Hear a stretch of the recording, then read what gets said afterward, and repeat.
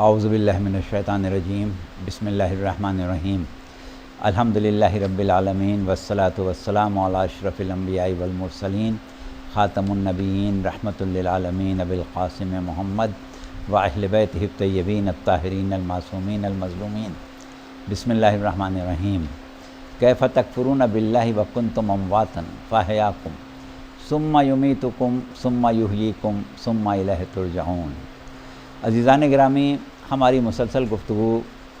حیات بعد از موت کے عنوان سے آپ سماعت فرما رہے ہیں۔ آج ہم گزشتہ تقاریر کا تھوڑا سا خلاصہ آپ کے سامنے بیان کر کے اپنی گفتگو کو آگے بڑھا رہے ہیں۔ آپ کو یاد ہوگا کہ ہم نے گزشتہ تقاریر، بلکہ جو گزشتہ تقریر تھی ہماری، وہ جہاں ختم کی تھی وہ دو نکات تھے۔ ایک نقطہ جس کی طرف ہم نے خاص طور سے آپ کی توجہ دلائی تھی کہ حیات بعد از موت کی کیفیت کو سمجھنے کے لیے ہمیں اس نقطے پر خاص توجہ دینا ہے، اور وہ نقطہ یہ ہے کہ اس عالم انسانیت میں بسنے والے انسان اپنے تمام تر عادات، اطوار، حالات، فکر، نیت، ایمان، معرفت اور جذبات، احساسات، اتنے انسان کے اندر پہلو ہیں۔ ان سب پہلوؤں پر اگر ہم غور کریں تو تمام انسان اپنا اپنا امتیاز رکھتے ہیں، اور ہمیں اتنی بڑی دنیا میں دو افراد ایسے تلاش کرنا کہ جو بعین ہی ایک جیسے ہوں بہت مشکل ہے، چاہے وہ سگے بھائی ہوں، چاہے باپ بیٹے ہوں، چاہے کتنا ہی قریبی ان میں رشتہ ہو، ہمیں ہر ایک میں کچھ نہ کچھ انفرادیت ہر حال میں نظر آتی ہے۔ تو جب عالم دنیا میں زندگی گزارنے والے تمام لوگ ایک جیسے نہیں ہیں، اور ہزاروں پہلو ایسے ہیں جس میں انسانوں میں امتیازات پائے جاتے ہیں، اب یہی انسان مرتے ہیں، انہی انسانوں کو اس حیات میں داخل ہونا ہے کہ جو اس دنیاوی اور مادی حیات کے بعد شروع ہونے والی ہے، اور وہ حیات اسی حیات کا باطن ہے، اسی حیات کا تسلسل ہے، اسی حیات کا ایک دوسرا رخ ہے۔ تو اب یہ بات طے شدہ ہے کہ جب دنیا میں زندگی گزارنے والے انسانوں کی زندگی ایک جیسی نہیں، انسان ایک جیسے نہیں، کیفیات ایک جیسی نہیں، مزاج ایک جیسے نہیں، کردار ایک جیسے نہیں، اعمال ایک جیسے نہیں، افعال ایک جیسے نہیں، عقائد ایک جیسے نہیں، ایمان ایک جیسا نہیں، تو اب یہ جو فرق ہے یہ مرنے کے بعد ختم تو نہیں ہو سکتا، یہی لوگ مریں گے۔ تو جب یہی لوگ مریں گے تو ظاہر ہے کہ تمام افراد کے جو حیات بعد از موت گزار رہے ہیں وہ ایک کیفیت میں نہیں ہو سکتے۔ جتنی کیفیتیں دنیا میں ہیں اتنی ہی کیفیتیں حیات بعد از موت ہوں گی۔ تو کوئی ایک قانون سب کے اوپر منطبق نہیں کیا جا سکتا۔ یہ بات ہم نے پہلے تقریروں میں خاص طور سے آپ کی توجہ کا مرکز بنائی تھی۔ بلکہ اچھا، اب اس سے ہم تھوڑا سا اور آگے بڑھیں گے۔ تو دیکھیے، بات یہ ہے کہ جب ہم حیات بعد از موت پر بات کرتے ہیں تو موت کے بعد بھی حیات کے دو پہلو ہیں یا دو مرحلے ہیں، ایک حیات برزخ اور ایک حیات آخرت۔ ابھی ہماری مکمل گفتگو حیات برزخ پر چل رہی ہے، حیات آخرت ہمارا پھر اگلا باب ہوگا جس میں ہم بعد میں آئیں گے۔ تو ابھی ہم نے یہ کہا کہ حیات بعد از موت اس اعتبار سے کوئی ایک شے نہیں ہے، جس طریقے سے دنیا کی زندگی میں ہر شخص کی زندگی الگ ہے، ویسے ہی برزخ کی زندگی جو اس زندگی کے فوراً بعد ہے، جو اس سے متصل ہے، وہ ایک جیسی نہیں ہے۔ یہ نقطہ واضح ہو چکا تھا، لیکن آج ہم نے آپ کی توجہات کو ایک دفعہ پھر تسلسل میں لانے کے لیے اس نقطے کی طرف آپ کی توجہ دلا دی۔ اچھا، اب یہ بات تو ہو گئی ختم، اب ہم اس سے آگے بڑھیں گے، اور آگے بڑھنے کے بعد جو بات ہم نے کہی تھی وہ گزشتہ سے پیوستہ تقریر، یعنی ہماری یہ اس تقریر سے پہلے والی تقریر میں بھی آ گئی تھی، اور اس سے پہلے والی تقریر میں جو ہم نے سورہ بنی اسرائیل سے ایک نقطہ اخذ کیا تھا کہ جس میں پروردگار عالم نے ارشاد فرمایا ہے کہ من کانا فی ہذہ اعمیٰ فہو فی الآخرۃ اعمیٰ واضل سبیلا، کہ جو شخص اس دنیا میں اندھا ہے وہ آخرت میں بھی اندھا ہوگا۔ تو اب یہاں پر وہ ساری وضاحت ہو چکی تھی کہ اندھا ہونے کا مطلب کیا ہے، یعنی جسمانی آنکھوں کا اندھا مراد نہیں ہے، بلکہ انسان کی حیات دنیا میں دو کیفیتوں کی طرف ہم نے توجہ دلائی تھی کہ ایک حیات عقلی ہے اور ایک حیات ظاہری ہے۔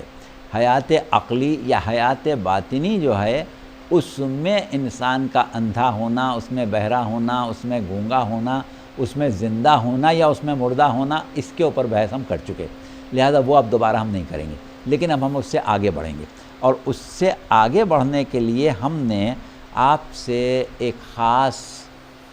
پہلو پر تبادلہ خیال کیا تھا،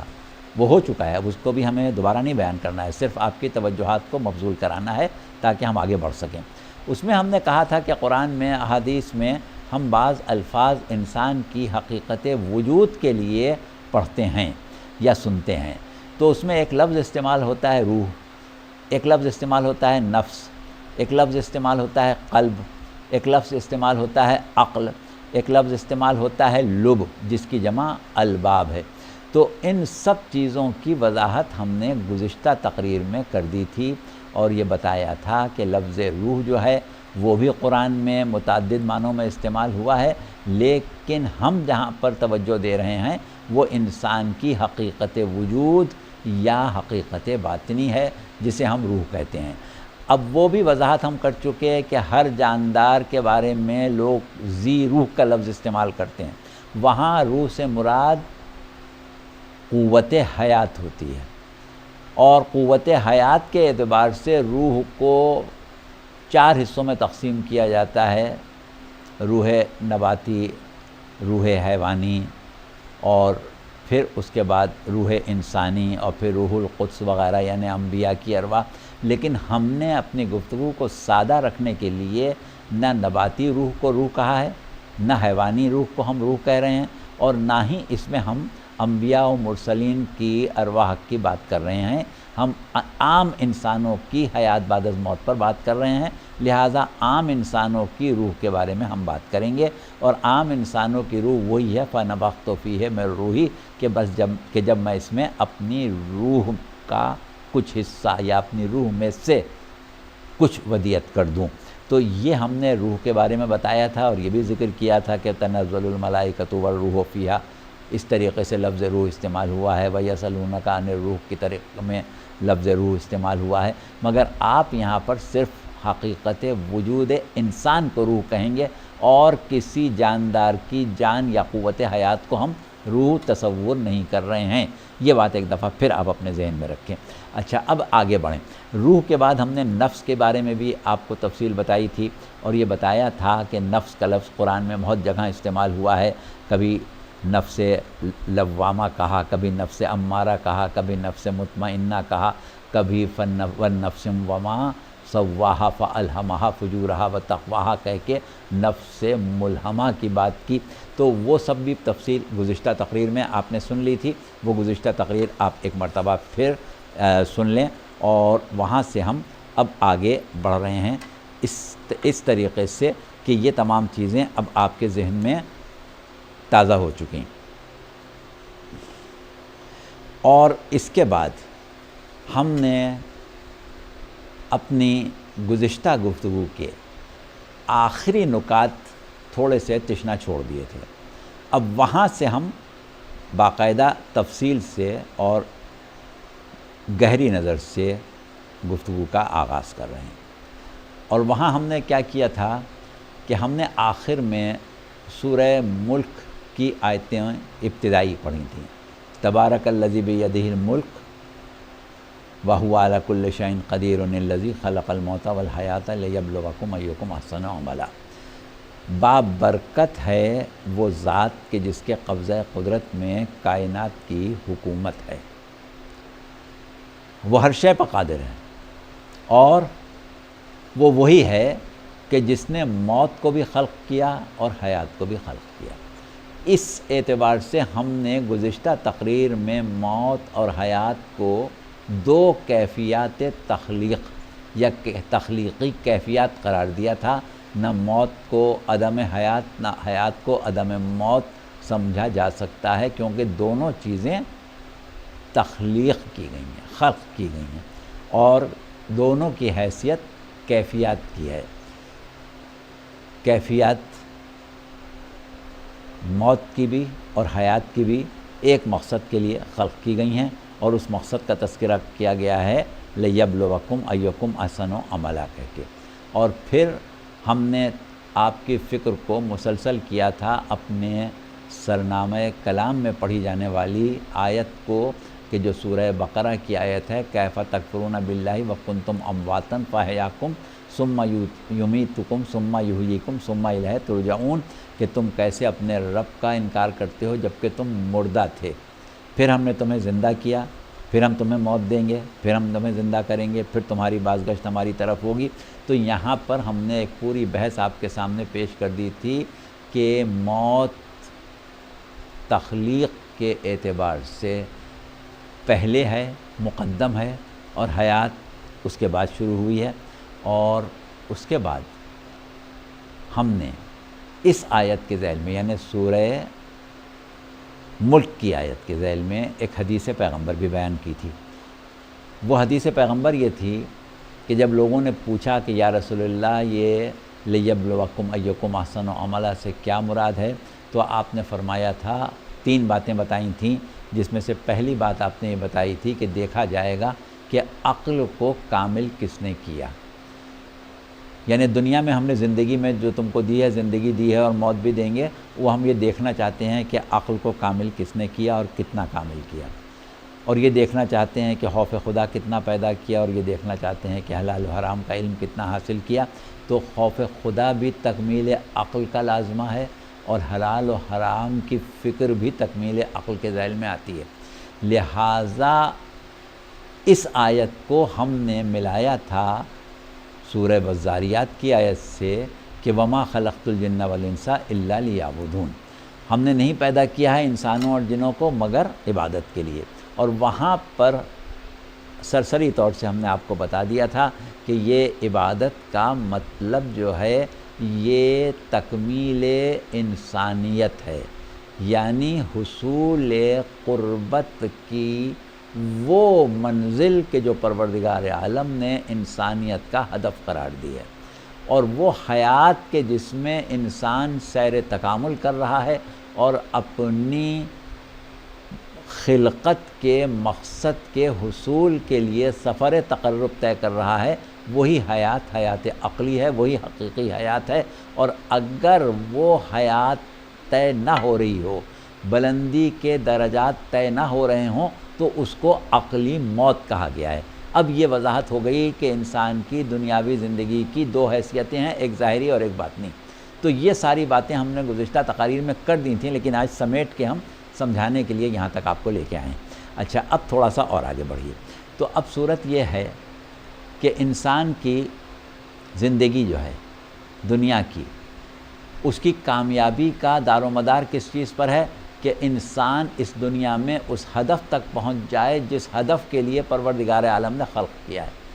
اب جب دنیا کی زندگی، آخرت کی زندگی یا حیات بعد از موت یعنی برزخ کی زندگی، یہ تمام زندگیاں جو ہیں وہ ایک دوسرے کا باطن ہیں، یعنی دنیا کی زندگی برزخ کی زندگی کا باطن، اور برزخ کی زندگی آخرت کی زندگی کا باطن۔ تو اب اگر دنیا کی زندگی کا اختتام کامیابی پر ہوگا تو اس صورت میں آپ کی حیات بعد از موت جو حیات برزخ ہے اس کا آغاز بھی کامیابی سے ہوگا۔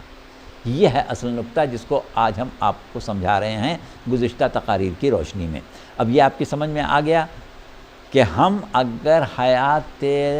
دنیا یعنی حیات قبل از موت کو کامیابی پر ختم کریں گے تو پھر وہیں سے آغاز حیات برزخ ہوگا جو کامیابی سے ہوگا،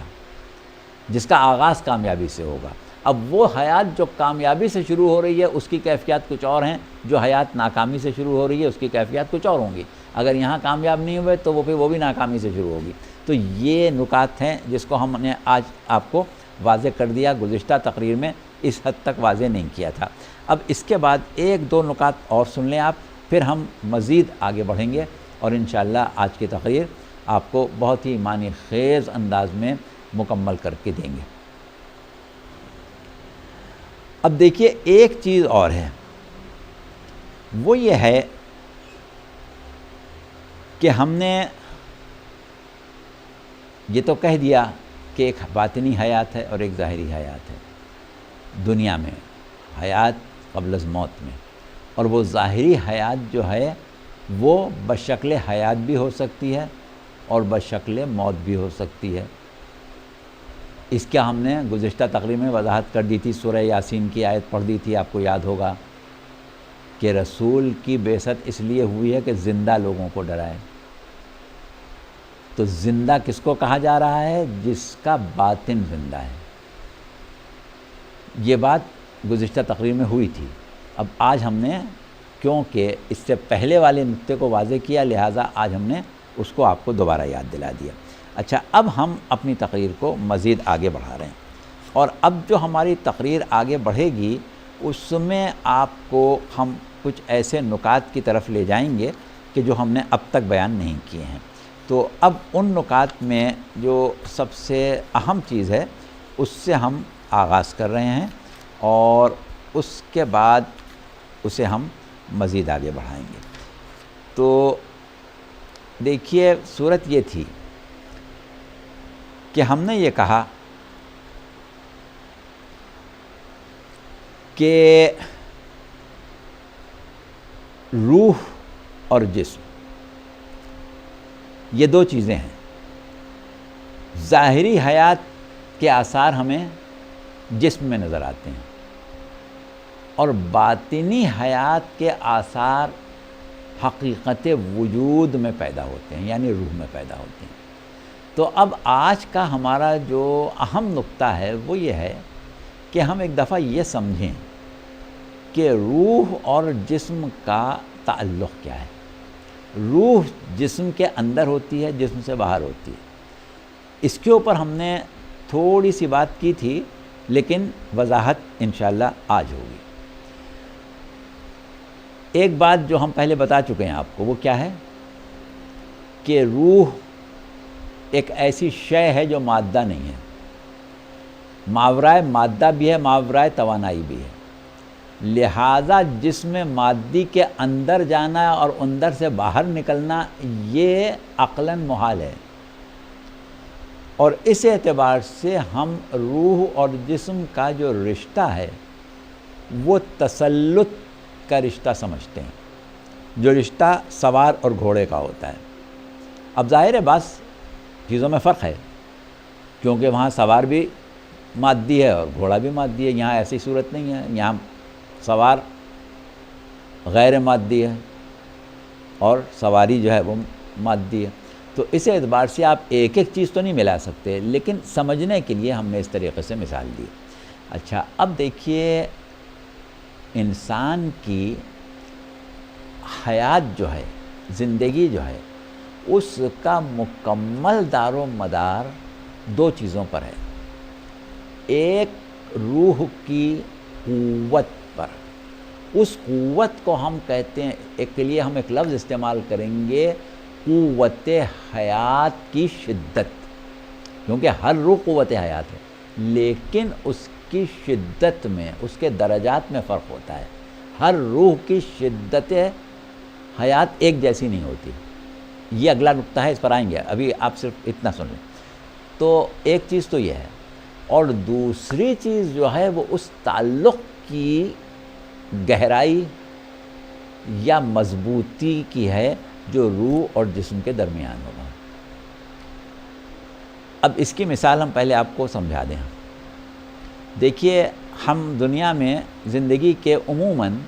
3 ادوار گزارتے ہیں، ایک بچپن کا دور، ایک شباب اور جوانی کا دور، اور ایک شباب کے ڈھلنے کا اور آہستہ آہستہ انحطاط اور ضعیفی کی طرف سفر کرنے کا۔ اب ہم یہاں پر پہلے اسی چیز پر غور کرتے ہیں۔ انسان کی تمام طاقتیں، تمام توانائیاں، تمام قوتیں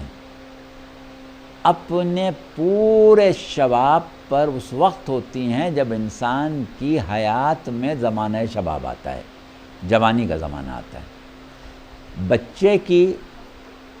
طاقت، توانائی، قوت برداشت، مدافعت کی طاقت، یہ سب چیزیں کم ہوتی ہیں، لیکن جو وہ جوانی کی طرف جاتا ہے اس میں کمال پیدا ہوتا ہے، اور جب وہ مکمل جوانی کی زندگی میں آ جائے تو اس کے اندر ہر شے، ہر کمال، ہر طاقت، ہر قوت، ہر جذبہ، ہر احساس اپنے کمال پر ہوتا ہے، جسے آپ عہد جوانی کہتے ہیں۔ اچھا، اس کے بعد اس میں انحطاط آنا شروع ہو جاتا ہے ایک عرصہ گزرنے کے بعد، اور جو وقت گزرتا جاتا ہے وہ انحطاط اور وہ ضعیفی اور وہ کمزوری بڑھتی چلی جاتی ہے، جسے آپ بڑھاپا کہتے ہیں۔ اب آپ یہ بتائیں کہ جوانی بڑھاپے میں کیوں تبدیل ہوتی ہے؟ جوانی جو ہے وہ بڑھاپے میں کیوں تبدیل ہوتی ہے؟ کیوں انسان بوڑھا ہوتا ہے؟ اس کی ایک وجہ، جب ہم اس بنیاد کے اوپر تلاش کریں کہ روح اور جسم کا تعلق، یعنی آپ مختلف زاویوں سے بڑھاپے کی مختلف تعریفیں کر سکتے ہیں، ہمیں اس سے غرض نہیں ہے، آپ کرتے رہیں۔ ہماری تعریف جو ہے، ہمارا مطمع نظر جو ہے وہ کس اعتبار سے ہے کہ وہ تعلق جو روح اور جسم کے درمیان میں ہے اس کے اعتبار سے بڑھاپا کیا ہے؟ تو اس کے اعتبار سے بڑھاپا یہ ہے کہ جب روح جسم کے اوپر اپنا مکمل تسلط قائم کر لیتی ہے، پورا تسلط روح کے اوپر جسم کا ہو، جسم کے اوپر روح کا ہو، تو جسم میں وہ تمام آثار ہوتے ہیں جسے ہم جوانی کہتے ہیں۔ لیکن وقت گزرنے کے ساتھ ساتھ ایک عرصہ مکمل ہو جانے کے بعد روح اپنے تسلط میں کمی کرنے لگتی ہے، آہستہ آہستہ اپنے تسلط کو جسم کے اوپر سے کم کرتی ہے۔ جتنا روح جسم کے اوپر سے تسلط کو کم کرتی جاتی ہے اتنا جسم کے اوپر انحطاط اور ضعف آتا جاتا ہے۔ یہی وجہ ہے کہ انحطاط اور ضعف جو بڑھاپے میں آتا ہے وہ جسم پر آتا ہے، عقل پر نہیں آتا، فہم و فراست پر نہیں آتا۔ اب وہ جو آپ کا ایک تجربہ ہے، ہو سکتا ہے آپ کے ذہن میں سوال پیدا ہو، صاحب بوڑھے لوگ سٹھیا جاتے ہیں،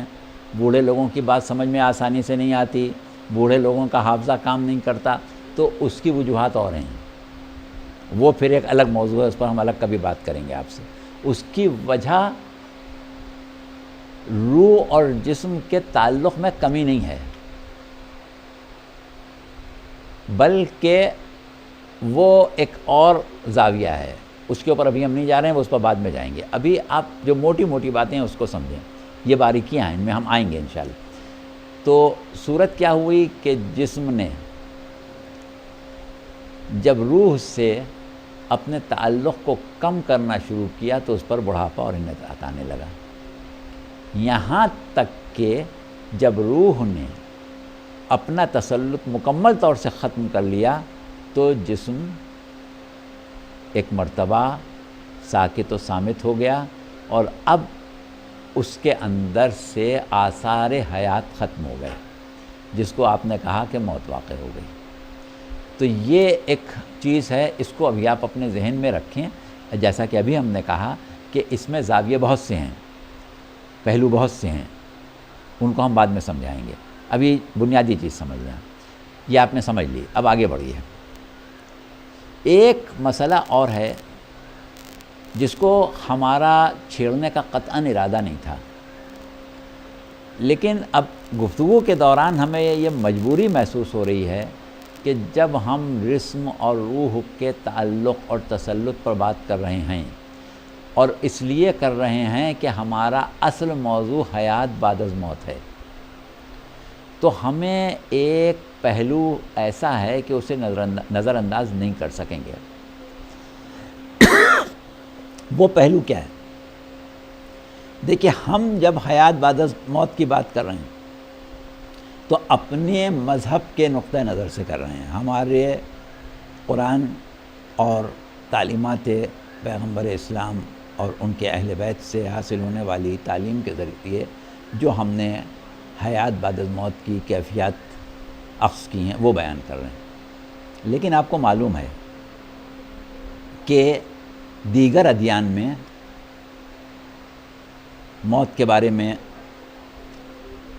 جو تصورات ہیں اس میں اور ہمارے تصور میں کافی حد تک ہم آہنگی ہے، سوائے ایک فکر کے۔ ایک فکر وہ ہے کہ جو حیات بعد از موت جو ہے وہ حیات برزخ یا حیات آخرت کو نہیں سمجھتے، بلکہ حیات بعد از موت پھر حیات دنیا کو ہی سمجھتے ہیں، اور وہ ہندو دھرم ہے کہ جن کی نظر میں دنیا صرف دار آزمائش نہیں ہے بلکہ دار الجزا بھی ہے، کہ ایک جنم میں انسان نے جیسی زندگی گزاری ہے، اب دوسرا جنم جو ہے وہ اس زندگی کا پرتو ہوگا، اس زندگی کا عکس ہوگا، لیکن وہ ہوگا دنیا میں ہی،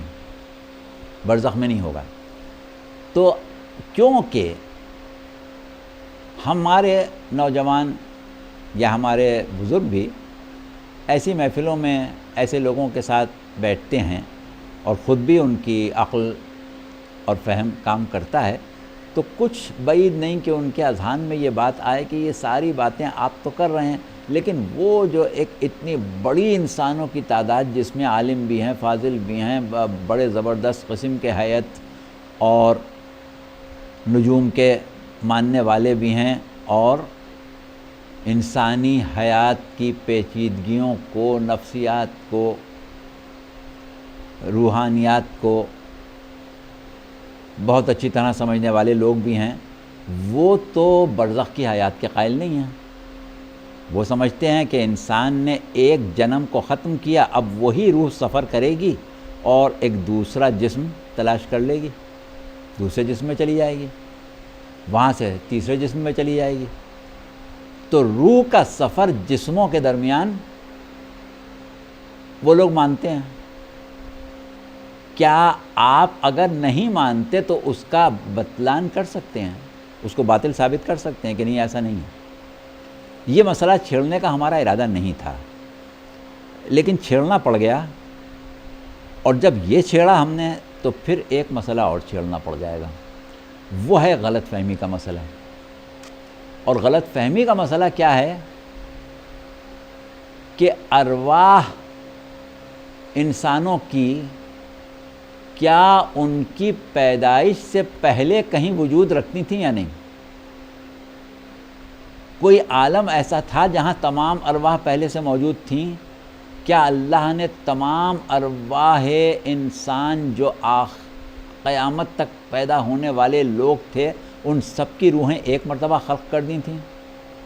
اور اب جب انسان کوئی پیدا ہوتا ہے اور بچہ شکم مادر میں ارتقاء جسم کی منزلیں طے کر چکتا ہے تو عالم ارواح سے کوئی روح لے کے اس کے جسم میں ودیت کر دی جاتی ہے؟ کیا ایسا ہوتا ہے؟ یہ پھر ایک بالکل ہی الگ مسئلہ کھڑا ہو جائے گا۔ اور جیسا کہ ابھی ہم نے کہا کہ ہمارا ارادہ اس مسئلے پر گفتگو کرنے کا نہیں تھا،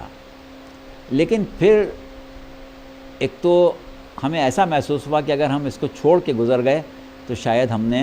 آپ سے کی جانے والی گفتگو کا حق ادا نہیں کیا، تو اب یہ بھی ضروری ہے کہ ہم حق ادا کریں۔ اور یہ سمجھ کے ادا کریں کہ جتنے لوگ ہمیں سن رہے ہیں وہ ماشاءاللہ صاحبان فہم و فراست بھی ہیں، صاحبان مطالعہ ہیں، صاحبان علم ہیں، اور ان کی نظر وسیع ہے۔ تو اب جب ہم یہ فرض کر لیں گے تو پھر یقیناً ہمیں یہ بحث چھیڑنا پڑے گی۔ تو اب ہم اس بحث کو چھیڑنے کے لیے ایک مرتبہ نئے سرے سے آپ کو کچھ چیزوں کی طرف لے کے آئیں گے۔ یہ باتیں ہم نے اپنی ان تقاریر میں کی ہیں جو الحمدللہ محفوظ ہیں لوگوں کے پاس، جن کا موضوع مبدا اور معاد تھا۔ یہاں پر جو ہمارا موضوع تھا وہ حیات بعد از موت تھا، یعنی صرف ہم معاد پر بات کر رہے تھے، مبدا پر نہیں کر رہے تھے، انسان کے آغاز پر نہیں کر رہے تھے، صرف انسان کے انجام پر بات کر رہے تھے، تو اس لیے ہم نے چھیڑا نہیں تھا۔ لیکن اب ہمیں یہ محسوس ہوا کہ نہیں، مبدا کو بیان کیے بغیر معاد جو ہے وہ مکمل ہوتا نہیں ہے، تو اس لیے یہ موضوع چھیڑ دیا۔ اب یہاں سے ہم گفتگو کو آگے بڑھاتے ہیں، اور وہ گفتگو ابھی ہماری اس نشست میں ابتدائی مراحل میں ختم ہوگی، اور انشاءاللہ دوسری نشست کو ہم پھر اسی مقام سے شروع کریں گے، بالکل جہاں پر یہ ہم نے ختم کی ہوگی۔ تو اب ہم نے سوال کیا کیا؟ آپ کے ذہن میں ایک عقیدہ ہے، اور وہ یہی ہے کہ جب اللہ نے انسانوں کو خلق کرنے کا ارادہ کیا تو جتنے انسان اللہ کو خلق کرنا تھے ان سب کی ارواح اس نے ایک دفعہ میں خلق کر دی، اور وہ اپنے کمال کی شکل میں خلق ہوئیں، یعنی اس طرح خلق نہیں کی کہ وہ ناقص ہوں،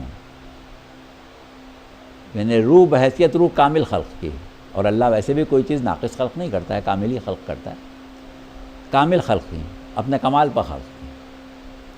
اب وہ اپنے کمال پر خلق ہونے والی روحیں جو تھیں ان کو ایک مقام پر رکھا، جس کو نام دیا گیا عالم ارواح کا۔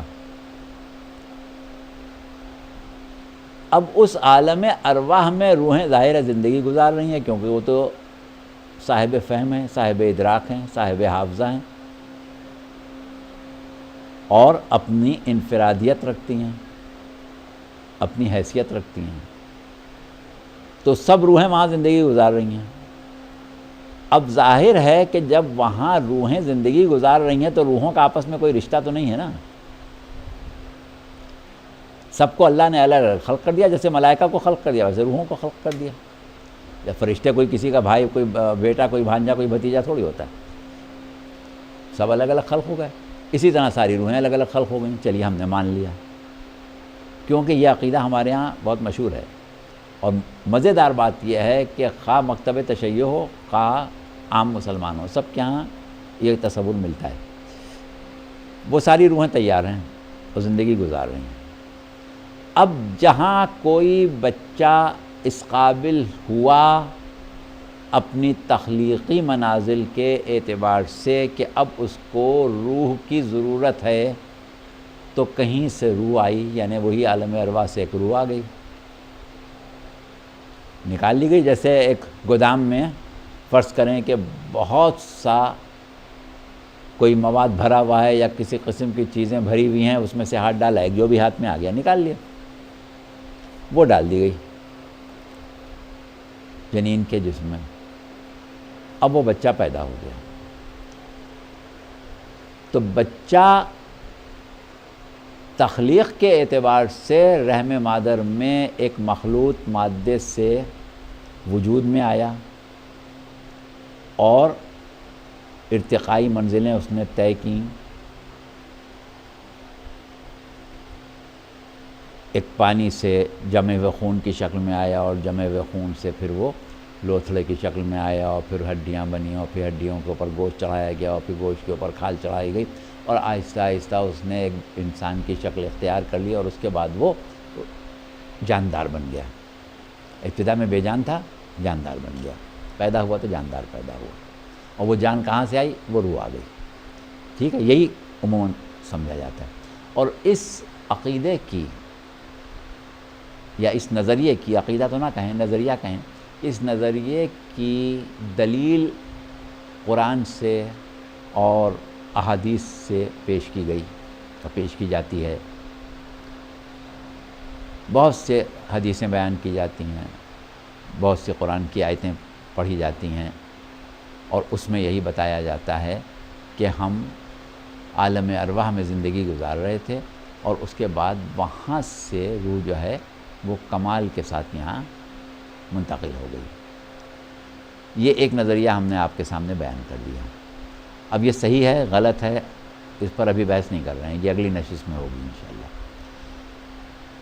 اس کے بعد ایک دوسرا نظریہ ہمارے سامنے آتا ہے، وہ یہ ہے کہ عالم ارواح کا کوئی وجود نہیں تھا اور نہ کہیں عالم ارواح تھا۔ روح جو ہے وہ مادے میں، یعنی جسم کے مادے میں، جس سے انسان وجود میں آ رہا ہے، اس طرح پیدا ہوتی ہے جیسے کسی پھول میں خوشبو پیدا ہو، کسی پھل میں ذائقہ یا مزہ پیدا ہو، خوشبو پیدا ہو۔ اگر فرض کریں کہ آپ ایک پھل میں باہر سے مٹھاس ڈال دیں، انجیکشن کے ذریعے کسی ذریعے سے اس کے اندر پہنچا دیں مٹھاس، اور وہ پھل میٹھا ہو جائے، تو اس مٹھاس کو آپ اس پھل کی مٹھاس کہیں گے؟ ظاہر ہے آپ اس کو اس پھل کی مٹھاس نہیں کہیں گے، کہیں گے یہ مصنوعی، یہ ڈالی گئی ہے باہر سے۔ اور اگر اس کے اندر خود پیدا ہو تو اس کو آپ اس پھل کی مٹھاس کہیں گے۔ ایک پھول میں باہر سے خوشبو ڈال دی جائے تو آپ اس کو اس پھول کی خوشبو نہیں کہیں گے۔ پھول کی خوشبو کب کہیں گے؟ جب اس کے اندر پیدا ہو۔ تو یہ ہے ایک دعوت فکر، اس کو اپنے ذہنوں میں رکھیں۔ اور آج ہم اپنی تقریر کو اس مقام پر ختم کر رہے ہیں۔ انشاءاللہ اگلی تقریر جو ہے وہ ہماری اسی مقام سے شروع ہوگی، اور اس کو آپ اپنے ذہن میں رکھیے گا۔ آج ہم نے جو باتیں کی ہیں یہ بہت بنیادی باتیں ہیں، اب اس سے ہم آگے بڑھنے والے ہیں، اور اس سے آگے بڑھنے کے لیے اب جو ہماری گفتگو ہوگی وہ آپ یہ سمجھ لیں کہ صرف معاد پر نہیں بلکہ مبدا اور معاد پر ہوگی۔ روح اور جسم کا تعلق بیان کرنا تھا، اس میں بنیادی چیز صرف یہی تھی کہ ہمیں یہ بتانا تھا کہ روح اور جسم میں تعلق کیا ہے، لیکن وہ سمجھا ہی نہیں سکتے تھے ہم جب تک کہ خود روح کو نہ سمجھا دیں اور خود جسم کو نہ سمجھا دیں۔ تو جب تک ہم ان دونوں کا تعلق بتا ہی نہیں سکتے تھے، یہ ہماری مجبوری ہو گئی، اس لیے ہم نے گفتگو پھیلا دیا۔ اور اب پہلے روح سمجھ میں آئے گی آپ کے، پھر جسم سمجھ میں آئے گا، اور پھر جسم اور روح کا تعلق سمجھ میں آئے گا۔ تو آج کی حد تک ہمیں اجازت دیں، خدا حافظ، فی امان اللہ۔ انشاءاللہ اگلی تقریر میں اب ہماری گفتگو کو آپ اسی مقام سے سماعت فرمائیں گے۔ خدا حافظ، فی امان اللہ۔